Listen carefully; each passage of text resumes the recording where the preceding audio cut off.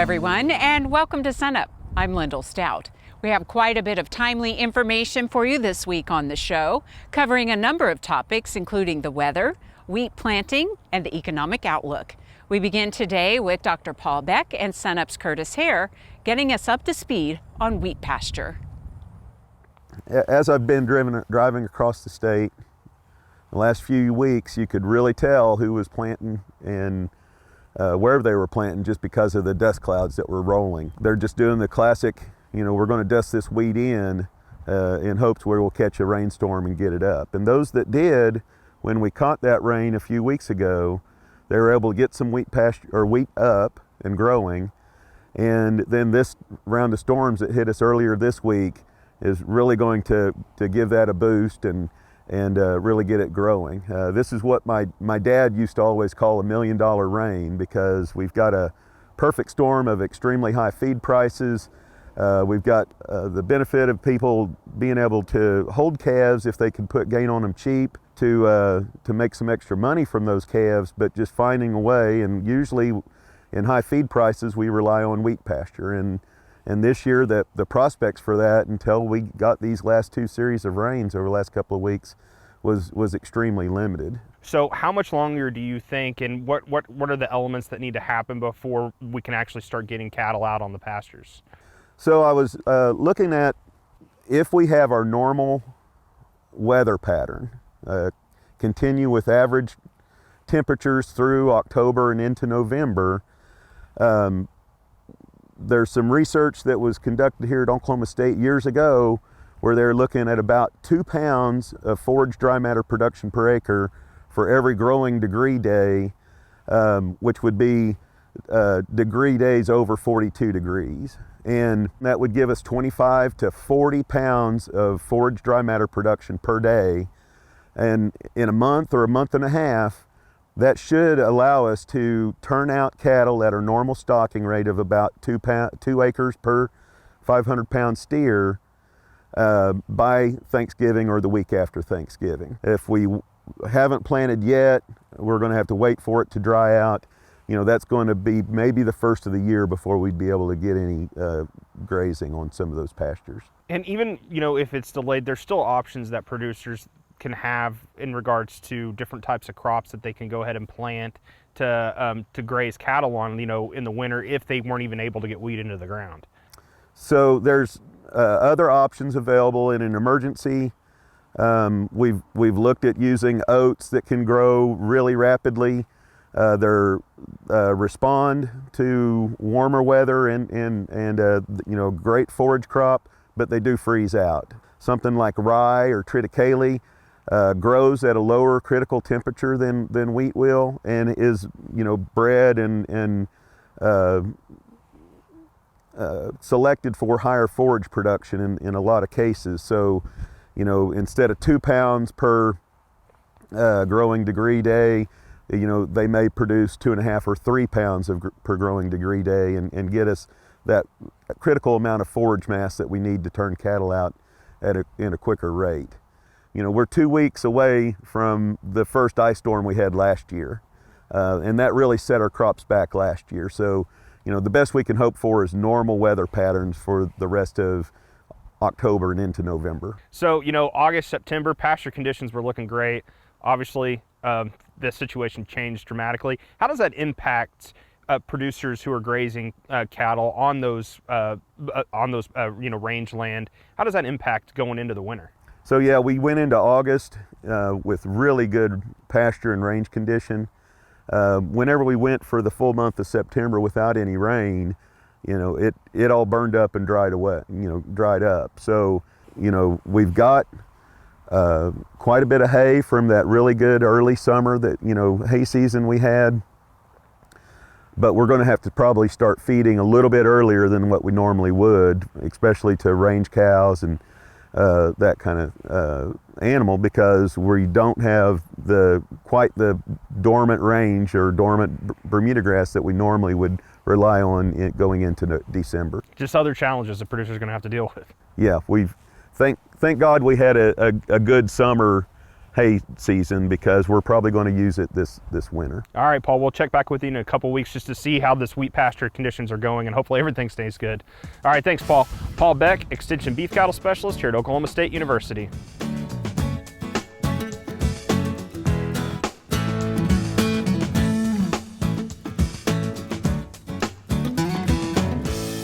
Welcome to this week's edition of the Mesonet Weather Report. I'm Wes Lee.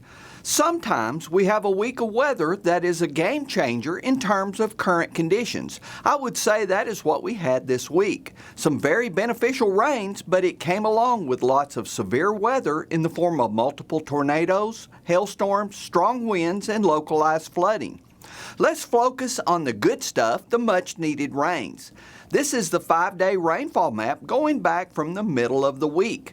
There were measurable amounts at all 120 of our Mesonet sites.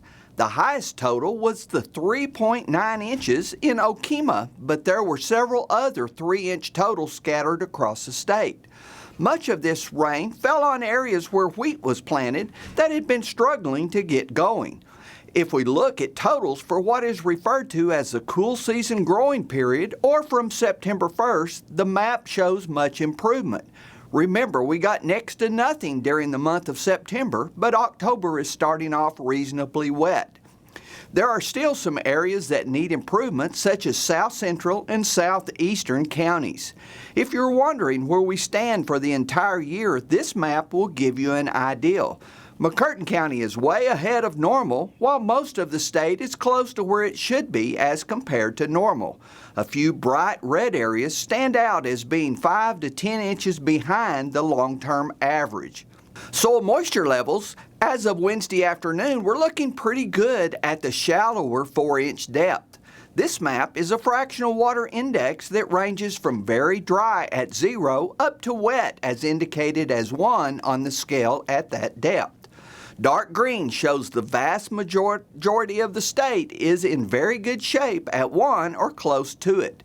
Going deeper into the soil profile at 10 inches on the same day, we notice less areas that reach the dark green color, and more oranges and browns that indicate the drier end of the scale. Even deeper into the ground, our sensors at 24 inches still show a lot of areas that need improvement. It is possible that some of the midweek rains hadn't had time to percolate down to this depth, but more likely it was so dry that the moisture was absorbed in the shallower levels. This is more clearly seen when looking at a line graph for a particular site. At Pawnee, you can see how fast the 2 shallower depths improved, but the 60 centimeter or 24-inch depth showed no change. Gary is off this week, but he wanted me to leave you with a look at this week's drought monitor for Oklahoma. Remember that much of the work that goes into developing this map happened before the midweek rains. I would expect to see some improving areas on the map that comes out next Thursday. That's it for this week. See you next week on the Mesonet Weather Report. We're joined now by Dr. Amanda Silva, our OSU Extension small grain specialist. Amanda, last time we saw you, we were at this very spot. You were planting, and now we see signs of progress. Yeah, so we dusted in this field a couple weeks ago, and I was actually very nervous after planting because the chances of rain in the forecast started to decrease, but then we got about half an inch soon after planting, half an inch of rain soon after planting, and which was great. A week after planting, I was able to come here and do some ratings on emergence, really seeing differences in emergence among the varieties, which is very important.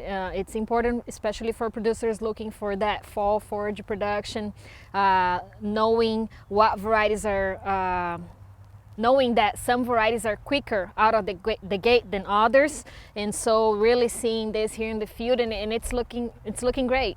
It's still a work in progress, though, for you planting around the state. Give us an idea of where you've been and what still needs to be done. And this is probably kind of indicative for what producers are going through. It's dependent on the weather still. Sure, yeah. We planted our locations in the Panhandle, Northwest Oklahoma. Conditions there, I was just amazed by the soil moisture there. Conditions were great for planting. And I know producers were also taking advantage of that. I saw a lot of drills rolling, and we also planted our dual purpose trials on a little bit on that late side, and hopefully this past rains will really help us with the fall forage production. Given some of the challenges and now the rains, what is the overall status around the state? Yeah, so with the recent rains, it's kind of putting us on hold. We still have locations in the north central Oklahoma, south central, southwest to plant, but we're not complaining about the rain, so we still have time. We still have time to plant. It's early in October. Actually, for the locations we have in south central, southwest, I'm not really in a hurry to plant those for grain only, and hopefully that will help us to escape the late freeze events. Well, I know I spoke with Brian Arnell last week, but it's always nice to see the new wheat emerging and this progress this time of year. Yes, it's very exciting. It's another year of learning things and learning about varieties, learning about management, and yeah. Thanks for the update. It's good to see you, and we'll see you again here on SUNUP in a couple of weeks.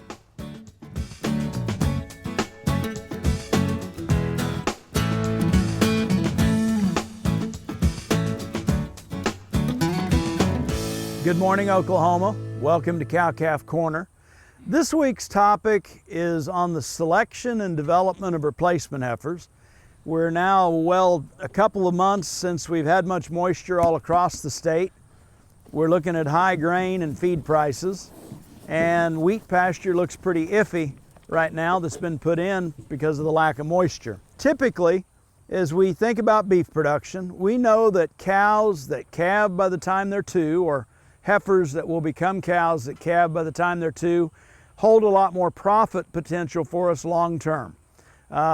Recent economic analysis indicates that a heifer that becomes a replacement, by the time she has paid back the cost of her development and maintenance, is going to be about a 7-year-old cow weaning off her 6th calf by the time she reaches a break-even point. So it's important that we get those replacement heifers developed so that they're ready to calve by 2 years of age.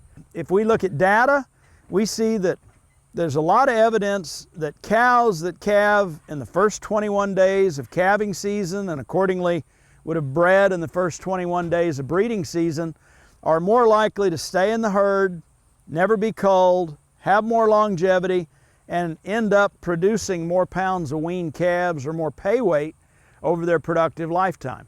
So if we assess the age of our heifers as we're looking at replacements right now and thinking about that percentage or which heifers we're going to keep back to develop, age should definitely be a consideration, with preference given to those heifers that were born very early on in the calving season. More back to the point at hand, as we look at some high input and feed costs right now and potential lack of wheat, we know that they need to be about 65% of their mature weight. So if we take the average weights on our 4 to 7-year-old cows, those prime of life cows that should have reached maturity, and consider that the average mature weight in the cow herd, we then take about 65% of that, we arrive at the target weight that we need to get these replacement heifers to by the beginning of that first breeding season. The good news story is wheat pasture works great to develop those replacement heifers.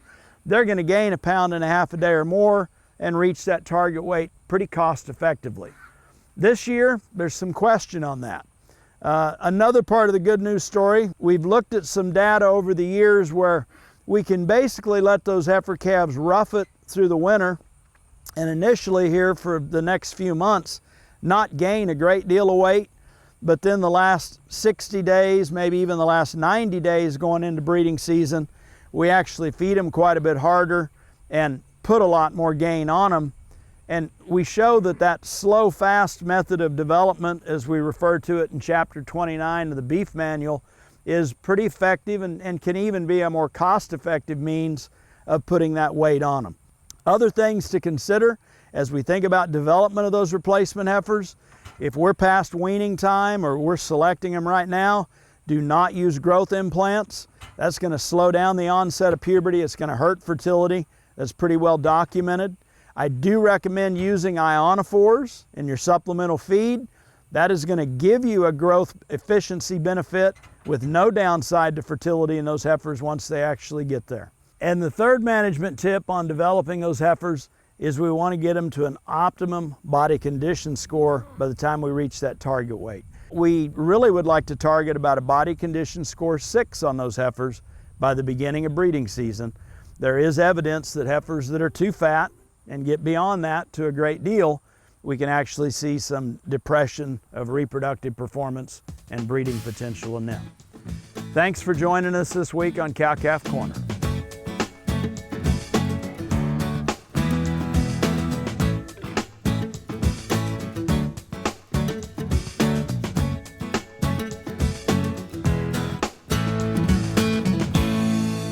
Rob Fox joins us now. He is the director of CoBank's Knowledge Exchange Division and a guest at OSU's Rural Economic Outlook Conference. Rob, you covered a lot of topics in your presentation today. What are some of the things that maybe farmers and ranchers in Oklahoma can take away from the things that you study and look at every day? Well, I think generally things are optimistic and you know, commodity prices across the board are doing pretty well, particularly on grains and especially cotton. You know, cattle prices could be a little bit better, but they're not terrible. I see a couple of key risks, and that is on the crop input side, getting things locked in early, or at least having a plan, because there's going to be shortages of chemicals, fertilizer availability due to plant shutdowns and logistical problems and so on. Fertilizer pricing is going to be higher this year, there's no doubt about that, so I would at least get some of that locked in and at least have a plan moving forward. But you know, generally things are looking pretty good. In terms of farm profit projections, what are you seeing there? Well, 2021 is and will be quite a good year with high commodity prices, and the full brunt of the cost increases won't be reflected fully in 2021. Where we're going to see those costs show up will be on next year's crops and animals. You mentioned fertilizer costs. What else should we keep an eye on? Well, of course, there's a couple things that come to mind. Supply chain, and that affects everything, including, you know, tractor repair parts. It includes pesticides, herbicides, whatever, you know, blades for equipment, you know, forage choppers, you name it. There's going to be delays, and it could cause, you know, as a former dairy farmer myself, if a piece of equipment goes out, you're in big trouble. So I would keep maybe spare parts on hand and make sure your equipment is in good operating condition. And another thing, that's out of the farmer's control, but you know, we need to keep an eye on the international trade forefront and what happens with China in particular and their phase 1 deal that actually expires at the end of this year. So agriculture has actually fared fairly well through the phase 1 agreement. Unfortunately, other segments have not had that same success. So what will happen with those negotiations? Will we throw out the baby with the bathwater to try to get something better? The ag economy overall, as we wind down 2021 and head into another year, I think all of us hope things just kind of level out and, dare we say, become boring. Is that even possible? But what are you seeing as we round out the year and head into the new year? Well, things are never boring in farming. I'll tell you that much. But I think it's, like I said before, it should be a pretty good year in 2022. I'm optimistic about U.S. protein, meaning livestock production. The world as a whole is demanding more and more meat, red meat, chicken, you name it. And you know, the United States is the most efficient producer of that out there. So as long as we can play on a level playing field, you know, I'm optimistic about we're going to have markets for our commodities. So I'm fairly optimistic. Well, Rob, we appreciate your time today and appearing on SUNUP, and we wish you safe travels back to Chicago. Thanks so much, Lyndall. Thank you.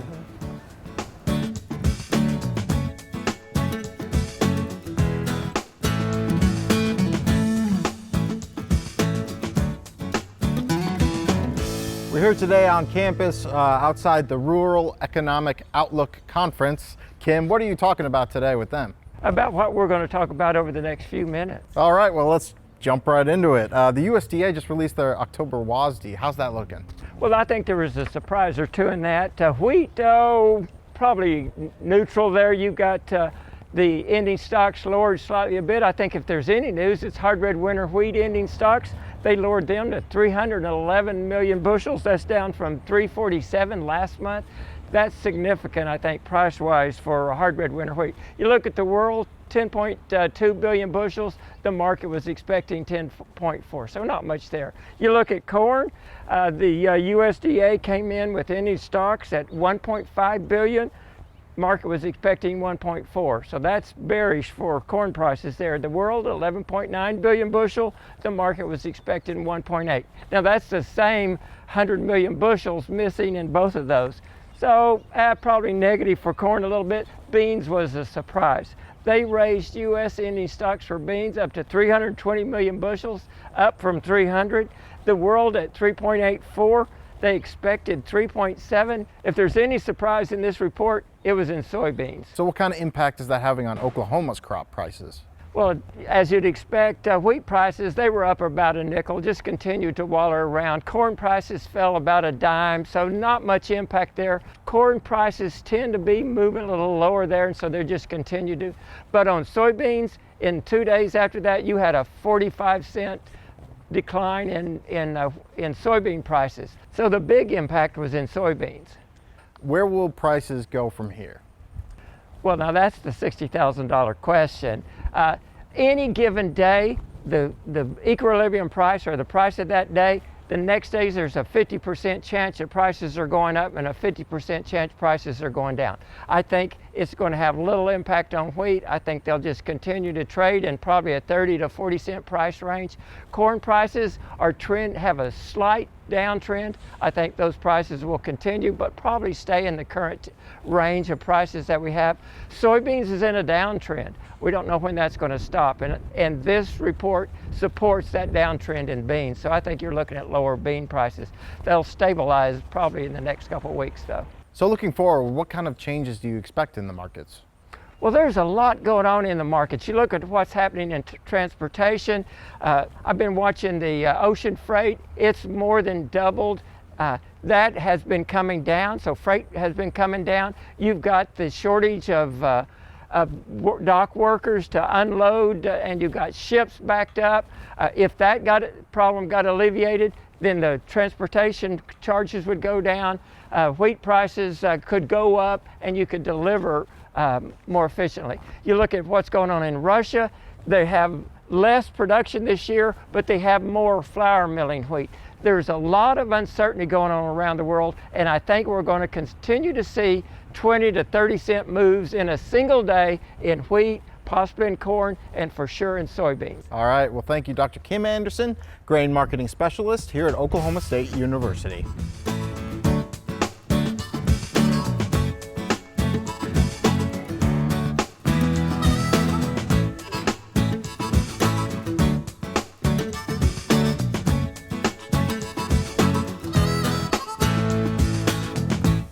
That'll do it for us this week. A reminder, you can see us anytime at sunup.okstate.edu and also follow us on YouTube and social media. As we leave today, we want to say a goodbye and a good luck to our friend and colleague Ed Barron, who has worked with the SUNUP team as a videographer, editor, and interviewer for the past 4 years. Ed is leaving us to advance his career. Here's a look back at some of his best work for OSU and Oklahoma agriculture. We will miss you, Ed. Out here on this crisp Oklahoma morning, and we've had some recent rains. Now Daryl, what are forage and pasture conditions like? Now we're out here in some sorghum and we see a little bit of bullet holing, things like that. What else is going on? Hidden on the back roads of Mounds, Oklahoma, lies Endicott Farms. Our farm is kind of a small specialty crop farm. We have pecan acreage, and then we have a couple acres of blueberries and blackberries. To get into the berries, we started out as an alternate crop to the pecan season, which is a fall season crop.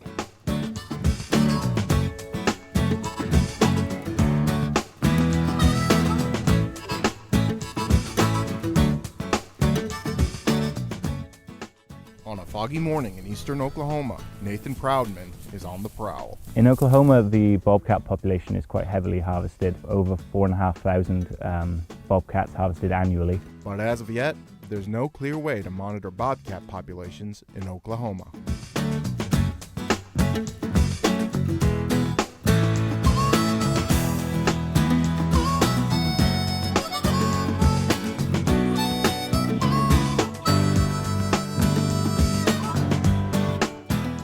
Experience this is to be exposed to new frontiers in wheat breeding, right in the middle of it. Not only new frontiers, but wheat of an entirely different color.